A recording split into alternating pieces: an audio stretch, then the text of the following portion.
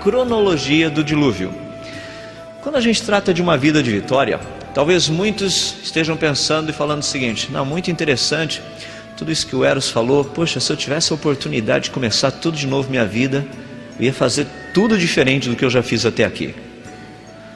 Mas sabe, o que é fantástico quando a gente estuda o dilúvio é que a possibilidade de vitória existe a todo tempo.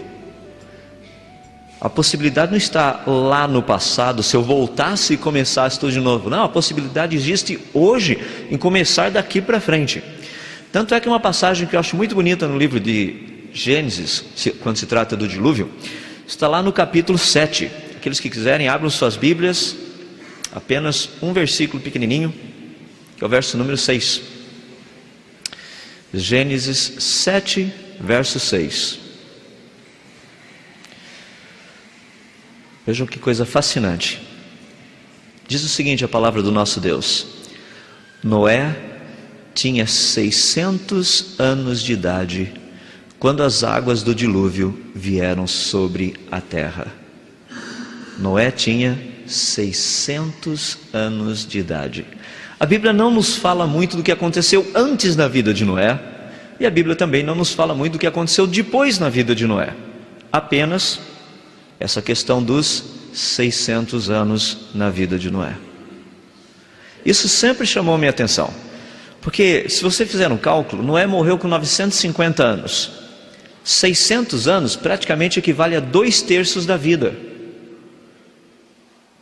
Ali Deus começou um trabalho e ali coisas aconteceram na vida de Noé. E a gente vê a vida dele, a santidade, a proposta desse homem íntegro diante de Deus.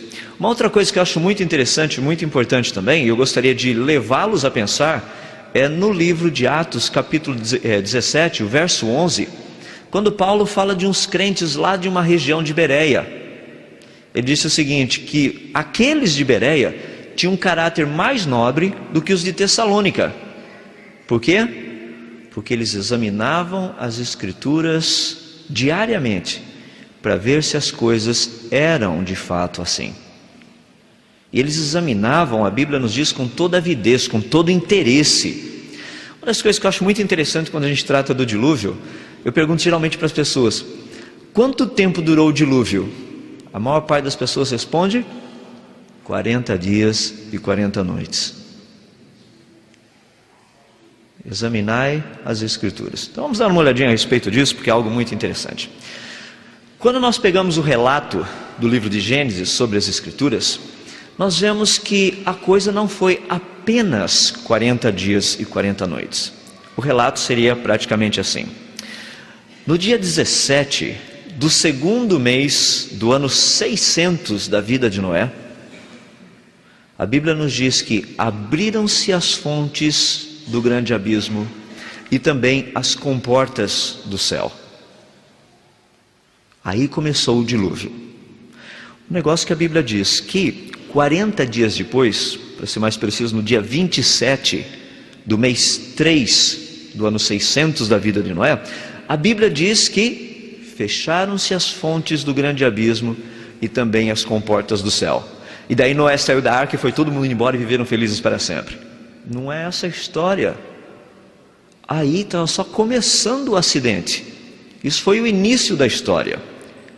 Para muitas pessoas, a história termina aí e esquecem de ler o restante. A Bíblia nos diz que no dia 17 do mês 7 do ano 600 da vida de Noé, ou seja, 150 dias depois que o dilúvio começou, a arca, ela repousou sobre as montanhas do Ararat. Significa o quê? Ela ficou presa, como um navio num banco de areia. Você não vê o fundo ainda, mas o navio está enroscado ali, porque a parte de baixo dele enroscou. Mesma coisa com a arca. A parte de baixo da arca estava presa no topo da montanha do Ararat. Interessante isso, né? Porque já pensou 150 dias num barco com toda aquela bicharada? Imagina 150 dias você aqui dentro desse salão com toda essa turma o dia todo. Não precisa ser nem a bicharada toda, só nós aqui. Eu acho que a gente não aguentava mais olhar um para o outro, né? Fala: Senhor, manda um solzinho só para a gente ver cara nova por aqui. Imagina Noé, 150 dias lá dentro, com toda a bicharada. Sem contar a sua esposa porque acho também de vez em quando acho que ela não era santa, tão santa assim. De vez em quando falo, Noé, não dá para orar um pouquinho mais de fé não, para a coisa não um pouquinho mais depressa, está meio difícil a coisa por aqui. Não somente isso, a Bíblia nos diz que 223 dias depois que o dilúvio começou, ou seja, no dia 1º do mês 10, Noé fez uma experiência. Ele abriu a janela e soltou um corvo. Bom, por isso daí a gente já percebe que Noé não era um bom cientista, ele era fazendeiro, está na cara. Porque soltar um corvo, dá para perceber que, por que não foi uma boa ideia? 7 dias depois ele ficou lá esperando. Ele viu que a coisa não funcionava muito, né? Ele parou, pensou um pouquinho. Eu só pulei um pedaço aí, desculpem, o 223 ali, no dia 1º do mês 10, é quando ele começa a ver o topo das montanhas. Me desculpem por isso. Foi no dia 11 do mês 11 que ele soltou o corvinho, para ver como é que a coisa estava rodando lá fora. E ele soltou o corvo e nada aconteceu. Porque o corvo não voltou. Ele esperou 7 dias depois, daí ele soltou uma pombinha. Daí ele falou, agora sim, agora a gente vai dar uma olhada para ver como é que a coisa está funcionando. E foi interessante porque a pomba foi, voou, não achou um lugar para pousar, ela voltou. Mas nesse meio tempo, 270 dias já tinham se passado desde o início. Nós esperamos mais 7 dias, porque a pombinha voltou, ele soltou novamente. A pombinha foi, e daqui a pouco ela volta com um ramo de oliveira na sua boca. Noé espera mais um pouquinho, solta a pombinha outra vez, a pombinha vai e não volta mais. Só por curiosidade, com quem será que se acasalou essa pombinha, né? Porque era uma só, sozinha ela iria morrer. E as pombas continuam vivas hoje em dia.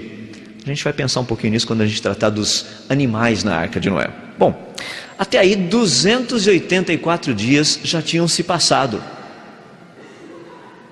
Já imaginou a vitória? Geralmente vitória não vem assim em doses rápidas, né? A coisa é meio demorada. E a gente vai ver quando Noé estava montando e preparando a arca, a construção da arca, que a gente vai tratar amanhã cedo, o tempo que Noé utilizou, o que esteve envolvido nisso. Aqui nós estamos vendo o resultado, e Noé fazendo as suas experiências para ver como é que a coisa estava funcionando. 313 dias depois que o dilúvio começou, ou seja, no dia 1º, literalmente do outro ano, você fala, não, peraí, a cronologia aqui está meio diferente, tinham que ter se passado 365 dias para dar um ano todo. A gente vai discutir um pouquinho da questão da idade também, de como eram contados os anos, provavelmente, nessa época. Nesse 1º dia do ano 1, a vida de Noé 601, algo aconteceu muito interessante. A Bíblia nos diz que Noé deu uma olhadinha lá fora e viu que está tudo seco. Por que será que Noé não saiu da arca?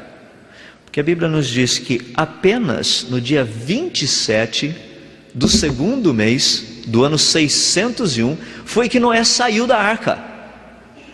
Bom, primeiro eu creio que esses dias ali de 313 até 371 foi um tempo meio de preparação para poder sair. Mas eu creio que houve alguns outros elementos que são importantes também, nós apenas pensarmos à medida que formos olhando em cada um deles. Aqui vocês têm a cronologia toda. Vamos tratar aos poucos, por etapas, só para a gente ver o que foi acontecendo, para podermos pensar. Os primeiros 40 dias, a Bíblia nos trata de 2 coisas importantes. A primeira, abriram-se as fontes do grande abismo. Primeiro, água vindo de baixo. Nós vamos tratar de onde veio toda a água do dilúvio. Faz parte de uma das palestras. Nós vamos tratar também para onde foi toda a água do dilúvio. Porque isso é um problema sério. O que teria acontecido com essa área do dilúvio? Essa água toda. As pessoas falam, Deus simplesmente tirou a tampinha do ralo e a água foi embora. Não foi bem assim. O que teria acontecido? Nós vamos ver por etapa. Primeiro, abrem-se as fontes do grande abismo. Toda essa água vem de baixo. E a Bíblia nos diz também que abriram-se as comportas do céu, a água veio de cima. Essa água de baixo e a água de cima é algo muito interessante, porque quando nós olhamos as Escrituras, existe um pedacinho que sempre chamou a minha atenção. Não sei quantos de vocês já leram Gênesis capítulo 1, e lendo assim você vê que Deus faz coisas, Ele olha e vê que a coisa era muito boa, tudo mais, mas por que no dia 2, Deus nunca falou nada que era bom? Ele fala isso no dia 1, Ele fala isso do dia 3, do dia 4, do dia 5, do dia 6, mas quando chega no dia 2, Deus separa as águas e para ali. E você fica esperando, e daí? Onde é que está aí? Viu Deus que era bom? Ele não fala. Ele não menciona absolutamente nada. Isso é algo assim muito interessante, porque do meu modo de ver, e olhando as Escrituras, Deus já sabia como Ele iria utilizar aquelas águas 1656 anos depois. O que eu acho legal nisso, só uma lição prática, é que Deus nunca é pego de surpresas. Muitas vezes eu chego ali na hora do almoço, hoje por exemplo, estava orando, agradecendo a Deus pelo alimento, eu estava pensando naquele alface que estávamos comendo ali. Olha, aquele pé de alface não cresceu de ontem para hoje. Imagina se aquele pé de alface, aquela folhinha do pé de alface que eu fui comer, se tivesse dado alguma coisa e o pé de alface tivesse morrido. Eu não teria aquela folha de alface para comer. O feijão que eu comi, se lá no campo onde ele foi plantado, que eu não tenho a menor ideia onde é que foi, não tivesse chovido e o sol não tivesse brilhado, alguns meses atrás, eu não teria feijão para comer aqui. É interessante como a gente olha e fala, Senhor, muito obrigado pelo alimento, e esquece de todo o trabalho que Deus teve para que aquele alimento chegasse até nós. É fascinante ver como Deus prepara todas as coisas, tudo é planejado, tudo certinho. Daí a importância de vivermos uma vida santa, honesta e coerente diante de Deus. Isso foram os primeiros dias, a água já estava preparadinha, Deus não fez um milagre de aparecer água. Não, Deus já havia criado o mundo com essa água no lugar certo, para a hora certa.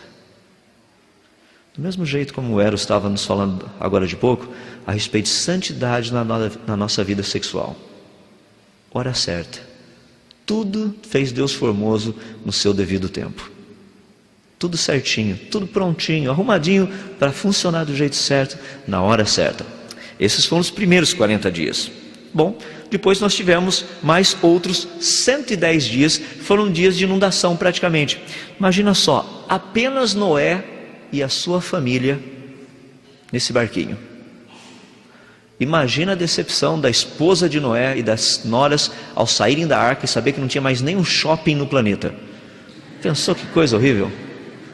Nem um lugarzinho, uma vitrine para ver o que está na moda, uma revista Capricho ou Cláudia, seja lá o que for, não tinha nada. Nada. Os homens não ficaram atrás não. Imagina só Noé, corintiano como ele era, chegar lá assim, cadê o Corinthians, entende? Foi por água abaixo. E o Palmeiras, não sobrou ninguém então, nem floresceu. Os únicos que continuaram foram os santistas, não é uma pena dizer, mas esse povo da água vive, não morre. De qualquer forma, deixando os times de futebol aí de lado, esses próximos 110 dias foram dias muito interessantes dentro do contexto da arca. Porque todo aquele zoe inicial havia passado. Aqueles primeiros 40 dias de furacões, terremotos, tornados, que a gente vai tratar um pouquinho disso depois. Todo esse negócio acontecendo. Agora, não está mais aquele chuvaréu, aquela coisa toda. A pior coisa que tem é ficar esperando, não é? Quando nada acontece. Só as coisinhas do dia a dia. Só aqueles negocinhos. Vai lá, dá comidinha para os animais e volta. Será que choveu? Não parou de chover. Ô pai, vamos abrir a porta aí, pai. Precisa descer a bicharada. Calma, meu filho, tem muita água lá fora ainda. Dá uma olhadinha lá de cima e vê que só tinha aguinha. A gente vai ver por onde eles olhavam. Todo esse negócio. O difícil é quando nada acontece. Até que alguma coisa aconteceu. A arca, de repente, clunk, deu uma parada, uma pequena travada. Eu acho que os filhos de Noé falaram, pai, chegamos no porto. Legal, está na praia, vamos descer, pessoal. Noé dá uma olhadinha lá de fora e fala, só estou vendo água em volta. Não tem nenhum lugarzinho de terra aqui. E nesses 73 dias praticamente, Noé percebeu que as águas começaram a diminuir. Foram diminuindo, até que ele conseguiu ver o topo das montanhas, da região ali onde ele estava. Alguma coisa agora estava acontecendo, pelo menos alguma coisa, mas não na velocidade que a gente gostaria, porque praticamente, se você olhar, todo o tempo, são quase 150 dias que já se passaram. Acho que Noé devia estar pensando assim, falar, Deus, tá legal esse negócio do dilúvio, vamos nessa, vamos fazer esse dilúvio, vamos acabar rapidinho, porque tenho coisa para fazer, sou fazendeiro, tenho coisa para plantar, vamos fazer a coisa continuar. Imagina depois que esse negocinho dá aquela parada, a arca trava, fica naquele lugar, e daí? Você já ficou enroscado em algum lugar da sua vida também com a arca de Noé? E você fala, agora sim, agora a coisa vai. Vai nada, fica do jeito que está e você fica naquela mesma situação, na impressão que nada acontece. Noé aguardava com paciência. Os próximos 40 dias foram interessantes, porque Noé viu que a coisa estava baixando.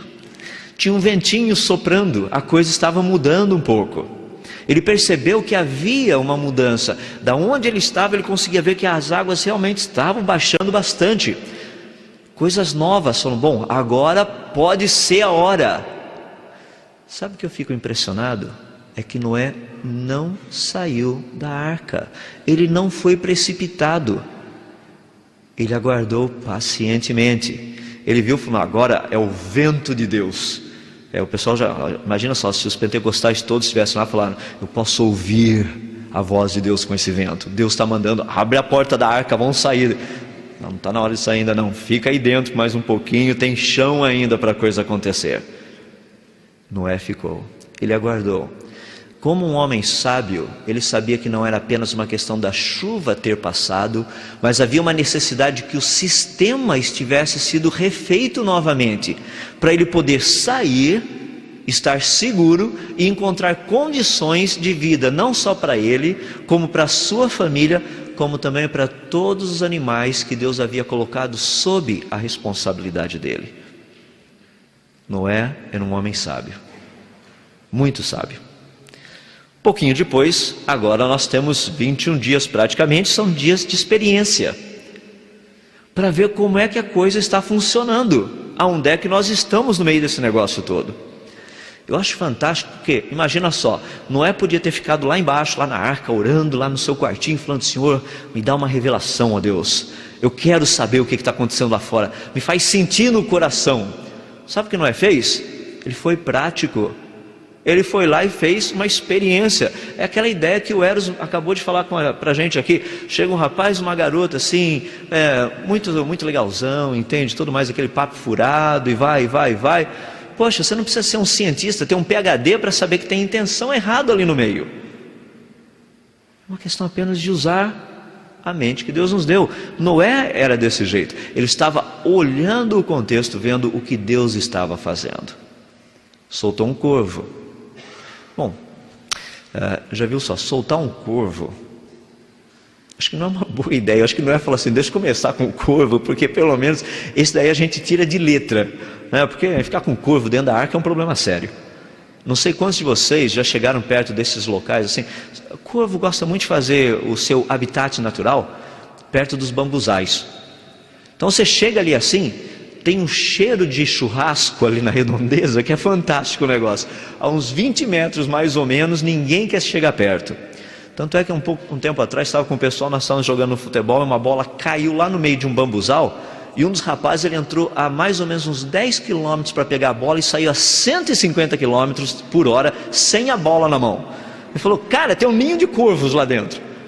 Olha, não precisou nem dizer se é verdade, o cheiro que ele trouxe junto com ele explicava a história, entende? O rapaz falou, nossa, Noé soltou um corvo. Ele percebeu que a coisa não funcionou direito.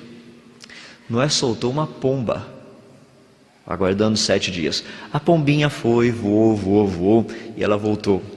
Noé soltou novamente uma pombinha, a mesma. 7 dias depois, ela foi, voou e trouxe um raminho de oliveira. Noé esperou mais 7 dias, soltou a pombinha de novo, ela foi e não voltou. A maior parte de vocês, na hora que chega aquele raminho de oliveira, já falaria, tá aí, resposta de oração, é isso que Deus quer. Sem cão já fé, abre a porta, solta a bicharada toda, vamos embora daqui, chega, até que enfim Deus revelou a vontade dele para as nossas vidas. Foi desse jeito? Não. Noé era um homem sábio. Ele sabia as coisas que Deus tinha colocado sob a responsabilidade dele. Ele tinha uma família para cuidar, tinha os filhos para cuidar. Eu creio que também havia um elemento psicológico no meio da história toda. Pensa bem, a Bíblia nos diz que não havia chuva antes do dilúvio. A primeira chuvinha que deu no planeta destruiu o planeta, não sobrou nada. Imagina que legal para Noé. Ele dá uma olhadinha conversando lá com os filhos dele e fala: Jafé, como é que está a previsão do tempo para amanhã? Fala: pai, eu estive dando uma olhada lá na CNN, parece que tudo tempo limpo para amanhã. Tá bom. Chega no finalzinho da tarde, eles começam a ver pela janelinha da arca, a parte de cima, umas nuvenzinhas pretas. Noé fala assim: tem bem certeza não, acho que vem dilúvio de novo. Não tinha chovido antes, a primeira chuva foi um dilúvio. Tanto é que a gente vai ver que Deus precisou colocar um símbolo no céu como garantia de que aquilo não ia acontecer. Eu imagino que os primeiros meses depois que Noé saiu da arca, ficou todo mundo morando ali em volta da arca, né? Qualquer chuvinha, todo mundo para a arca de novo. Eu creio que seria o mais razoável. Agora, em tudo isso nós vemos a sabedoria de um homem que temia Deus.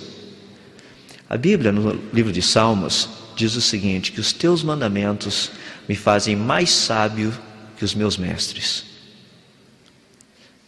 É uma sabedoria que vem de Deus para sabermos tomar as decisões certas na hora certa. E é o que a gente vê na vida de Noé, nessa cronologia do dilúvio. Sempre tomando a decisão certa na hora certa. Bom, depois que Noé soltou as pombinhas, voltou pombinha e tudo mais, situação boa, Noé deu uma olhadinha, removeu uma parte de cima da arca e olhou e viu que o solo estava enxuto. Foram mais ou menos 29 dias nesse negócio, até ele conseguir remover, tirar toda a coisa, dar uma olhadinha lá fora. Sabe o que eu acho impressionante? Ele gastou quase um mês para remover uma parte da cobertura. Imagina o tempo que ele não gastou para fazer a cobertura, que para quebrar é muito mais fácil do que para consertar, né? O pessoal chega lá, constrói uma parede e fala: agora a gente precisa tirar essa parede aqui. É só pegar as marretas e tudo mais, vai lá e derruba o negócio, daqui a pouquinho está tudo feito. Eu fico pensando, talvez no cuidado desse homem, em termos de tudo aquilo que ele havia feito. Esses 29 dias apenas para remover a cobertura, eu acho que ele não fez como a gente levanta de manhã cedo, que o quarto da gente parece literalmente que houve um dilúvio lá dentro, ou que a explosão do Big Bang aconteceu ali naquela região, entende? Tem pedaço de tudo para tudo quanto é lugar. Quarto de rapaz geralmente é assim. Quarto de menino não fica muito atrás não, viu? Então não fiquem tão contentes. Eu vejo assim a vida de Noé, um homem que realmente procurava fazer todas as coisas com excelência, bem feito. Tanto é que quando nós olhamos para essa questão toda desses 29 dias, praticamente estamos no dia 1 do mês 1 do ano 601 da vida de Noé. Ele está com todo o negócio prontinho, se certificou que lá fora a situação está estabilizada, pronto para a coisa acontecer. E o que ele faz? Ele gasta os seus últimos 29 dias, provavelmente na preparação para a saída dos animais. Não foi simplesmente uma questão, abre a porta e solta a bicharada. Não, foi um processo de soltar, um processo de preparar esse negócio. Nós vamos ver que tinha toda uma rotina dentro da arca com respeito aos animais, quando nós tratarmos a respeito disso. Afinal de contas, imagina Noé cuidando de dinossauros dentro da arca. Não é um trabalho fácil. Muita gente já regalou o olho e falou: dinossauro dentro da arca? A Bíblia não diz 2 de cada espécie? Dinossauro é o quê? Espécie, tinha que ter 2 lá dentro. Então não é muito problemático. Agora imagina dinossauro, ovelha, gato, leão, papagaio, pica-pau, anta, porco. Tinha uns animaizinhos mais indesejáveis, não vou nem mencionar, uns que tem um rabinho branco, uma lista, quer dizer, ele é preto e tem uma lista branca nas costas. Imagina só que coisa legal ter um desses por lá. Todo esse contexto, Noé cautelosamente foi preparando todas as coisas para que elas pudessem, na ordem certa, da maneira certa, acontecer. O que eu acho fascinante nessa questão da cronologia da vida, da questão da arca, é que Deus trabalhou e Noé trabalhou juntamente com Deus. Quando nós olhamos na cronologia, dê uma olhadinha, foram 371 dias, desde quando Noé entrou na arca até quando Noé saiu de lá. 371 dias, 53 semanas. 150 dias foram só de inundação, e os outros 221 dias de escoamento. Dá para a gente sentir um pouquinho da dinâmica de tudo isso. Dá para sentir um pouquinho de que Noé, ele soube planejar juntamente com Deus. Imagina se Deus chega para Noé e fala assim: Noé, o dilúvio vai começar. Senhor, deu um probleminha ali na arca, sabe? Tem umas coisinhas assim. O pessoal não entregou a madeira, os caras que iam soltar o prego, está com um problema lá de produção, o prego não chegou ainda, tem uns pedaços da arca que não estão feitos, sabe Deus? Não deu tempo ainda. Imaginou? O Noé chegando para Deus: Senhor, a arca está uma maravilha, o procedimento aqui está 10%, 100%, a coisa está indo a 1000 por hora. E Deus fala: Noé, eu não vi nada ainda. Não, Senhor, não se preocupa, a coisa está muito bem encaminhada, todo o planejamento, a parte teórica já foi toda traçada, as pessoas já estão contratadas. Noé, eu não vi nenhum pedacinho de madeira cortada ainda. Não, Senhor, não se preocupa, na hora certa, no tempo certo, tudo tem o seu tempo determinado e as coisas vão acontecer, Senhor Deus. Noé, para de tagarelar, cara, e trabalha. Noé era um cara que botou a mão na massa. Ele fez o que tinha que fazer. Ele foi atrás, exatamente aquilo que Eros estava nos falando com respeito a José. José fazia tudo o que precisava fazer. Imagina Noé. Sinta o drama. Deus chega para você e diz o seguinte: meu filho, eu gostaria que você preparasse uma nave espacial, porque vai blobar na terra. O que é Deus? Vai blobar. Nunca blobou antes, mas vai blobar daqui para frente. Você fala: blobar? O que é isso? Deus fala: vai e prepara a nave. Mas prepara a nave, Deus? Uma nave espacial, vou ter que entrar em órbita? Deus fala: é. Mas eu nunca construí nave espacial, nunca fiz nem daqueles foguetinhos pequenininhos, só brincava com traque quando era pequeno, foi o máximo que eu vi. Vai e constrói uma nave espacial. Já pensou Deus chegando para um fazendeiro e mandar construir uma arca? Falei: peraí, Senhor, cálculo estrutural não é bem a minha área, sabe? Esse negócio de momento de inércia, momento torsor, tensão, flexão, resistência de materiais, não é... Deus, eu sou fazendeiro, tem meu negócio ali, arar a terra, plantar minhas sementinhas. Deus falou: Noé, constrói uma arca, porque eu vou fazer chover sobre a terra. Nunca havia chovido antes, nunca, nem uma vezinha, não deu nem uma garoazinha de leve. Noé podia ter chegado para Deus e falar: Senhor, não dá para ter uma preview assim do que vai ser esse negócio, não, uma chuvinha de leve. O livro de Hebreus nos diz que pela fé, sem ver o que iria acontecer, mas crendo no que Deus disse que iria acontecer, Noé foi e preparou uma arca. O escritor Pedro, escrevendo suas 2 cartas, diz que essa arca que Noé fez, num certo sentido, se assemelha a quê? A nossa salvação. E Noé trabalhou nisso por um longo tempo. Só para terminarmos, nós não sabemos quanto tempo Noé trabalhou na arca. Algumas pessoas dizem 120 anos. Isso baseado naquele texto de Gênesis, que Deus fala que o espírito dele não agiria para sempre no homem, mas os seus anos seriam de 120 anos. Nós não sabemos se ali Deus está tratando especificamente do limite máximo da vida humana, ou se foi quando Deus falou para Noé, para começar o trabalho. Nós não sabemos. O que nós sabemos é que Noé não construiu a arca num final de semana. Ele gastou muito tempo. Não somente ele gastou muito tempo, como a Bíblia nos ensina, que ele foi um apregoador, alguém que falava e pregava sobre a pessoa de Deus e o arrependimento. Imagina uma vida durante o tempo de construção dessa arca, o que não foi de chacota na vida de Noé. Imagina os amigos de Noé: Noé, a coisa está boa, hein? Está indo bem. Puxa vida, então vai chover, né? O que é chuva mesmo, Noé? Pelo menos dá uma ideia aí. O que é chuva?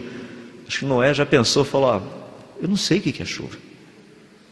É igual o pessoal fala de hoje, que legal, né? Jesus vai voltar? Como vai ser a vinda dele assim? Me conta um pouquinho a respeito disso. Vai fazer tcharam! Como é que vai ser esse negócio da vinda? E às vezes a gente fica ali naquela, eu não sei, ele disse que ele vai voltar. E a Bíblia, eu só quero dizer para você que você tem que estar pronto. Ele vai voltar, eu não sei quando que vai acontecer. Imagina Noé, deixa eu olhar na minha agenda aqui no meu Palm Top, quando que está programado o dilúvio? Não havia isso. Ele sabia que iria acontecer, não sabia quando iria começar. Mas ele fez tudo de acordo com a proposta do Senhor Deus. A cronologia do dilúvio nos ensina uma lição muito bonita. Um homem vivendo diante do seu Deus, fazendo as coisas que ele deveria fazer na hora em que ele deveria fazer. 371 dias. Tudo que durou o dilúvio. Mudou a vida de um homem, da sua família, mudou a vida de um planeta. Isso simplesmente porque Noé foi obediente ao Senhor Deus. Eu gostaria que vocês parassem e pensassem em duas coisinhas importantes. Se Deus pedisse algo para você hoje, que você nunca viu, você faria?